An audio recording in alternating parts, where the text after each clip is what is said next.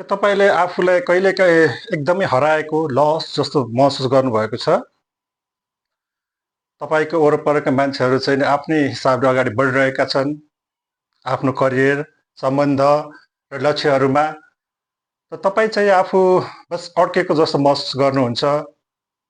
तर धेरैले कुरा नबुझाउने कुरा चाहिँ के हो त भन्दाखेरि, धेरै जसो मानिसहरू आफ्नो बाटो आफैले बनाउँदै अगाडि बढिरहेका हुन्छन्। तर बाहिरबाट हेर्दा भने सबै कुराहरू मिलिरहेको जस्तो देख्छ। जब तपाईँले अरूको बाहिरी सफलताहरूसँग आफूलाई तुलना गर्नुहुन्छ, गाह्रो त्यहीँबाट सुरु हुन्छ। त्यसले दबाव सिर्जना गर्छ, त्यसले दबावले भ्रम सिर्जना गर्छ।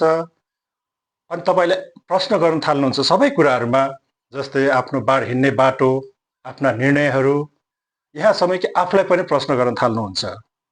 हामी यसबारे अझ पछि विस्तृतमा कुरा गर्ने नै छौँ र अहिलेलाई यति सम्झिनुहोस् कि हराएको जस्तो महसुस हुनु असफलतातर्फको जर्नी होइन। यो त आफ्नो सफलताको बाटो भेट्ने एउटा प्रक्रियाको हिस्सा मात्रै हो।